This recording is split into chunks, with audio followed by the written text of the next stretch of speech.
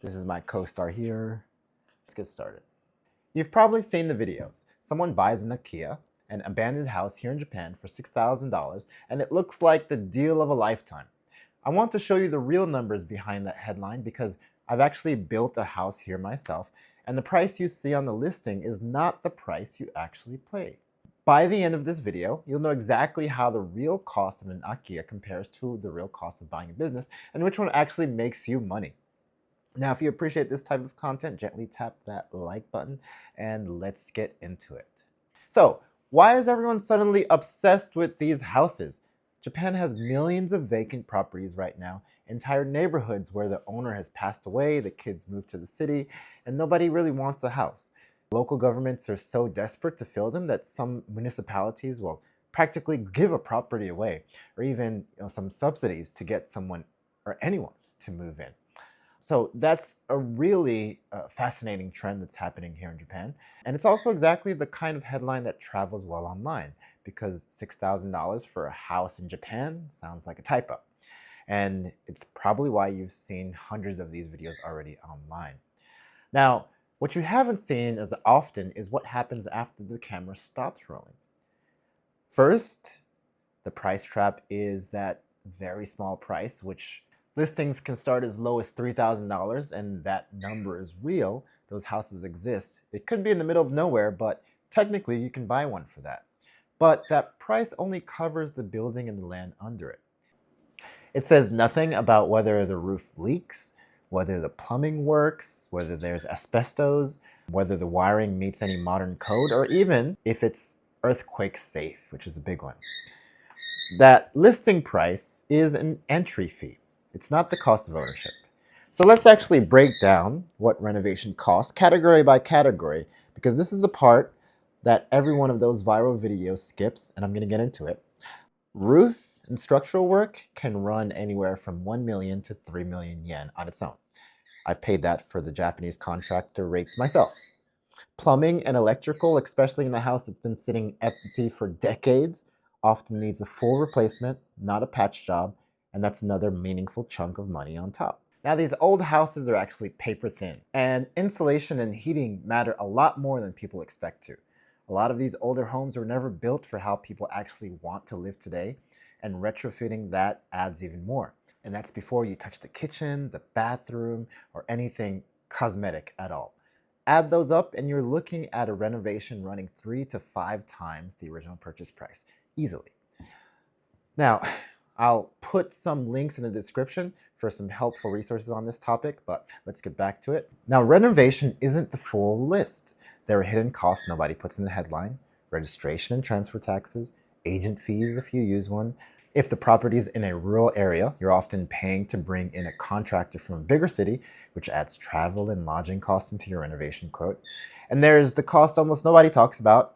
These renovations commonly take several months from purchase to livable.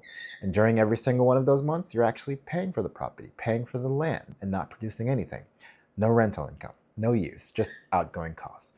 Put all of that together, and that $3,000 US house can realistically land at a cost of several million yen, depending on how far gone the property was to begin with. Now, I went the other direction. I bought land myself here in Tokyo. I bought a plot facing south so I can get full sunlight and big windows like you see here. The land itself run about 250,000 USD, and the build itself was about 270,000 USD. Planning took about 6 months. We worked through blueprints, the layouts, the 3D models, the wallpaper, construction itself. All in all, it took about 10 months and $500,000 in my life. Now, I'm telling you that for one reason. That's the extreme end, a full custom build from empty land. It's a very popular option in Japan to start from scratch. But it's what the people are trying to avoid when they buy those $3,000 Akiyas instead. They see the renovation as the cheap path. However, there's still reconstruction, there's still real contractors, still real time. It's not the version I went through, but it's not free either. So let's put that next to buying a business using the exact filter I laid out a few videos ago. I'm looking at a business priced up to around 12 million yen all in. That's roughly the same range as a renovated Akiya once you add everything up. Same ballpark of money, completely different outcome. Here's the real difference. It's not the price tag. A renovated house costs you money every single month until you either live in it, rent it out, or sell it. A business that passes my absentee test is making money the day you sign the paperwork.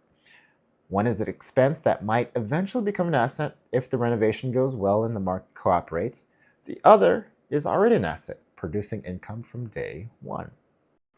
Now, I'll say this clearly because I don't want this to come across as a hit piece. I'm not telling you an IKEA is a bad idea. If you want a home, if you want a project, if the goal is a lifestyle and not income, an IKEA can totally make sense, especially if you want to feel the rural side of Japan.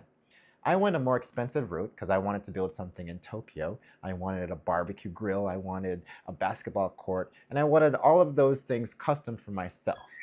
So that's my story.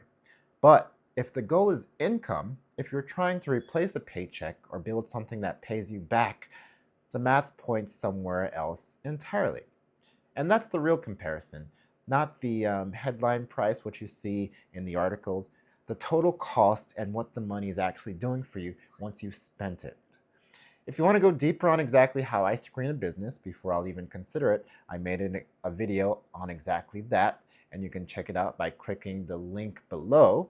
And if you want to follow my story of me trying to buy a business in Japan, which is extremely difficult, please subscribe. See you next week. Take one, take two, take three. Okay.